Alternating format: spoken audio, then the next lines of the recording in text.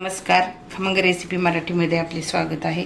तर आपण आज अशा प्रकारे मटर पॅटीस बनवून बघणार आहोत। तर एकदम असे कुरकुरीत मटर पॅटीस होतात, तुम्ही पाहू शकता। तर अशा प्रकारे आज आपण मटर पॅटीस ची रेसिपी बनवणार आहोत। तर तुम्ही पूर्ण रेसिपी बघा, व्हिडिओ पूर्ण बघा, म्हणजे स्किप करू नका। नमस्कार, खमंग रेसिपी मराठीमध्ये आपले स्वागत आहे। तर आज आपण बनवणार आहोत मटर पॅटीस।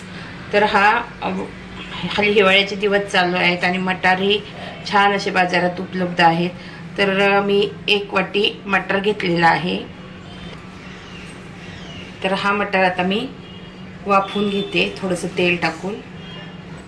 तर आता आपण थोडंसं तेल टाकून घेऊया। तुम्ही त्याला पाण्यातही उकळून घेऊ शकता, पण त्याच्यामध्ये काय होतं, टेस्टमध्ये फरक पडतो, म्हणून आपण थोडंसं तेल टाकून त्याला असं थोडंसं वाफवून घेऊया। थोडंसं आपण त्याच्यामध्ये मीठ घालूया।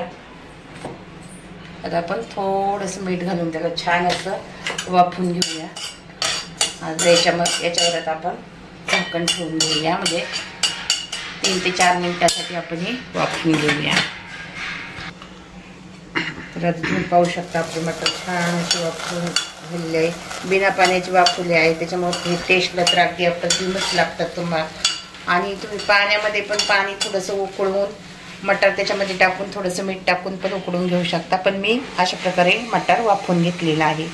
तर आता आपण त्याच्यासाठी 5 ते 6 हिरव्या मिरच्या घेतलेल्या आहेत, थोडासा आल्याचा तुकडा घेतला आहे, 1 इंच थोडासा कट करून, 2 लसणाच्या मोठ्या पाकळ्या घेतलेल्या आहे, 1 वाटी पोह्यांची पावडर करून घेणार आहे, रवा मिक्सरला वाटून घेणार आहे। तर 1 वाटी केले जेवढं लागेल तेवढं अर्धी पाऊण वाटी लागेल आपल्याला, पण मी जरा 1 वाटीची करून घेणार आहे। तर आता आपण हे मिक्सरला जाडसर थोडंसं वाटून घेऊया। आता आपण मिरची जाडसर वाटून घेतलेली आहे। आता ही मटारही आपण अशी जाडसर वाटून घेणार आहोत मिक्सर। तर आपण मटर अशी जाडसर मिक्सरला फिरवून घेतलेले आहेत, तुम्ही पाहू शकता। तर आता आपण इथे 3 बटाटे उकडून घेतलेले आहेत। तर आपण परत गॅसवर एक भांडं ठेवून घेतलेलं आहे। आता त्याच्यामध्ये आपण तेल घालून घेणार आहोत। आता आपण तेल घालून घेतलेलं आहे, त्याच्यामध्ये तेल छान असं गरम झालं की आपण त्याच्यामध्ये एक छोटा चिरलेला कांदा घालून घेणार आहोत। आपलं तेल छान असं गरम झालेलं आहे। तर आता आपण हा एक चिरलेला कांदा त्याच्यामध्ये घालून घेऊ। कांदा छान असं आपण परतून घेऊ। हा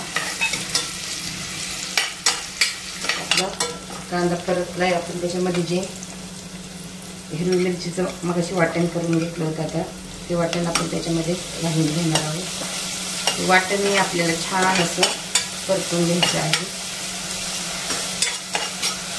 आता आपण आवडीनुसार त्याच्यामध्ये थोडंसं लाल तिखट घालून घेणार आहोत आणि थोडंसं घरचं तिखट घालून घेणार आहोत। कारण थोडीशी चवीप्रमाणे त्याच्यामध्ये हळद घालून घेणार आहोत। हळद आपल्याला आरोग्यासाठी पण चांगली असते। आणि आता आपण त्याच्यामध्ये चवीप्रमाणे मीठ घालून घेऊया। मीठ आपण व्यवस्थित असं मिक्स करून घेऊया।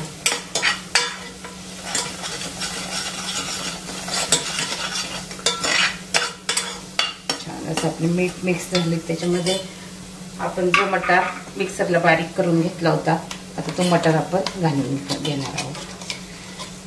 त्याच्यामध्ये बिलकुल पाणी घातलेलं नाही मटरमध्ये, मटर शिजवायला त्याच्यामुळे काही प्रॉब्लेम नाही, अगदी चवीला छान होतात। कारण तेलावरच आपण त्याला वाफवून घेतलेले आहे, त्याच्यामुळं खूप छान असं चवीला लागतं। तुम्ही पाण्यामध्ये वाफवून घेतलं तरी काही प्रॉब्लेम येत नाही, पण ते पाणी परत कोरडं होण्यासाठी वेळ लागतो। तर याला काही जास्त वेळ लागत नाही। याच्यातलं सगळं पाणी आपल्याला एकदम कोरडं करायचं। आणि मग अशी जे मी तुम्हाला बटाटे दाखवले होते, आणि त्याच्यातला एक बटाटा आपण याच्यामध्ये किसून घेऊया।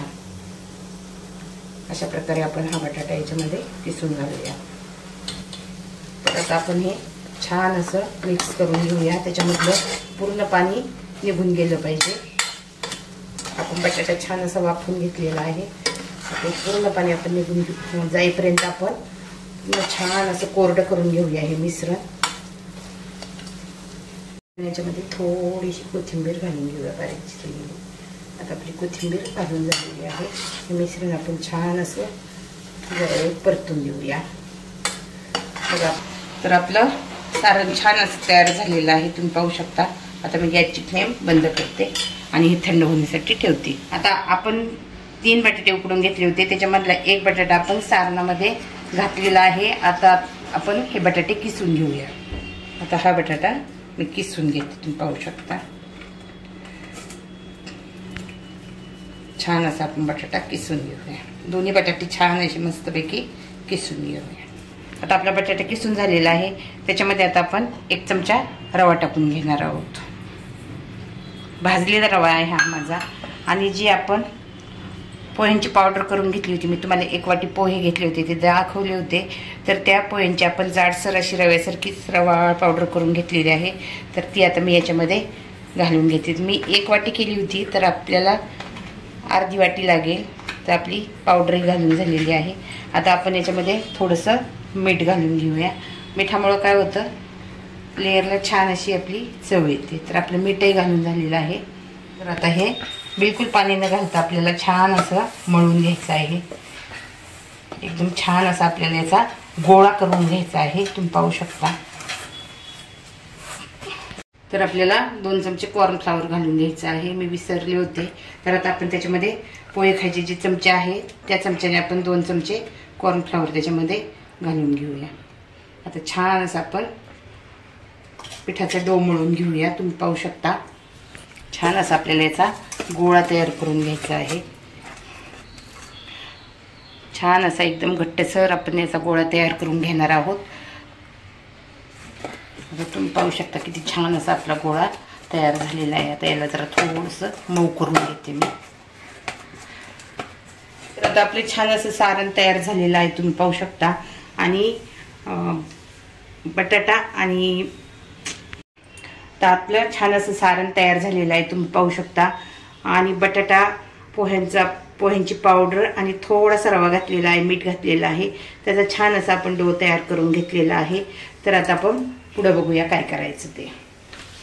तर आता आपण स्लरी बनवण्यासाठी काय करूया, 2 चमचे मैदा घेऊया आणि त्याच्यामध्ये 1 चमचा कॉर्नफ्लॉवर घालूया आणि 1 चमचा कॉर्नफ्लॉवर घेऊया.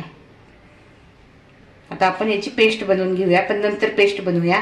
आता आपण त्याचे मध्यम आकाराचे पॅटीस तयार करून घेऊया अगोदर. आता आपण याचे मध्यम आकाराचे असे पॅटीस करून घेऊया.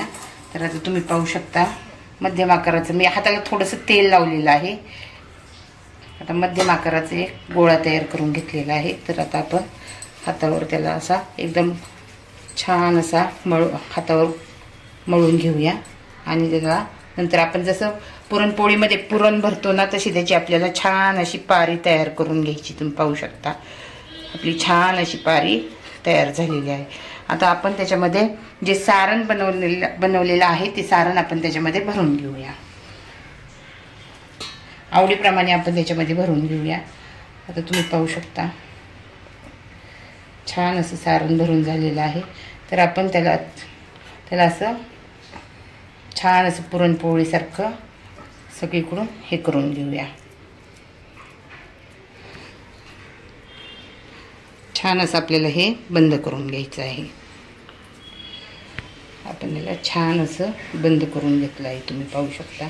आणि हलक्या हाताने त्याला असा दाब द्यायचा आहे. जे कोथिंबिरीचं लागलं होतं माझ्याकडून. आता तुम्ही पाहू शकता. आता आपण सर्व पॅटीस अशी मध्यम आकाराची पॅटीस तयार करून घेऊया.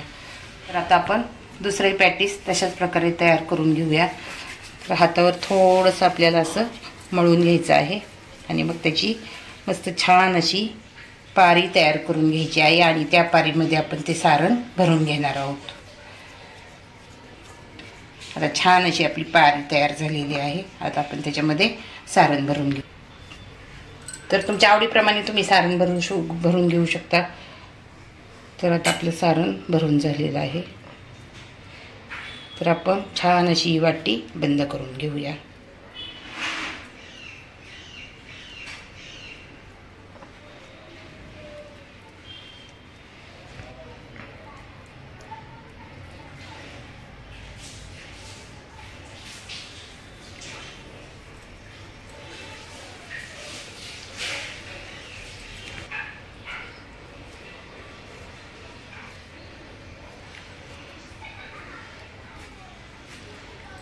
अशा प्रकारे दुसराही आपला पॅटीस तयार झालेला आहे. आता अशा प्रकारे मी सर्व पॅटीस तयार करून घेते. तर तुम्ही पाहू शकता आपले छान असे पॅटीस तयार झालेले आहेत. तर आता आपण जे मगाशी मैदा आणि कॉर्नफ्लॉवर घेतलं होतं तर त्याची आता आपण स्लरी बनवून घेऊया. तर आता आपण याच्यामध्ये थोडंसं पाणी ओतून घेऊया. जास्त पातळही नाही करायची आपल्याला आणि जास्त घट्टही नाही करायची. छान अशी आपण स्लरी तयार करून घेऊया याची. तुम्ही पाहू शकता आपली स्लरी छान अशी तयार झालेली आहे. आता आपण जी पोह्यांची जाडसर पावडर करून घेतली होती ती पावडर इथे मी घेतलेली आहे.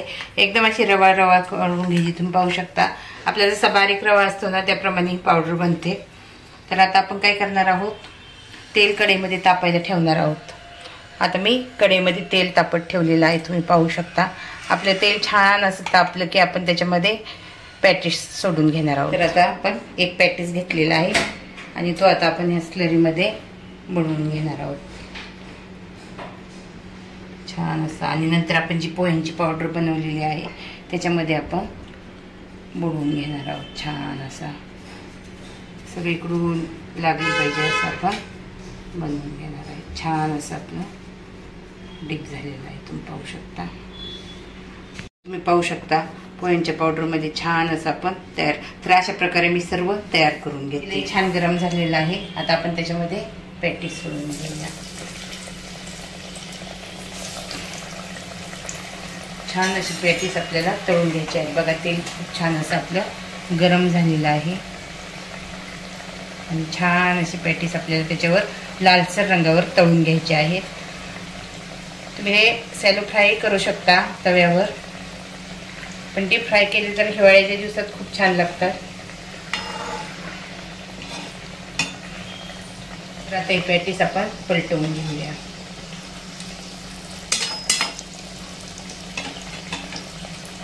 छान असं लालसर कलर आला पाहिजे त्याचा. परत पलटवून घेऊया. छान अशी आपल्याला कुरकुरीत पॅटीस तयार करून घ्यायची आहे. तुम्ही पाहू शकता आपल्या पॅटीसला छान असा लाल रंग येण्यास सुरुवात झाली आहे. अजून थोडेसे लालसर झाले की आपण ते काढून घेऊया. तर आता आपण ही पॅटीस काढून घेऊया. छान अशी आपली पॅटीस कुरकुरीत झालेली आहेत. तुम्ही पाहू शकता. तर आता आपण ही पॅटीस काढून घेऊया. तुम्ही पाहू शकता किती छान आपली पॅटीस झालेली आहेत. तर खायलाही खूप छान लागतात हे पॅटीस. तर आता आपण दुसरे पॅटीस टाकून घेऊया कढईमध्ये.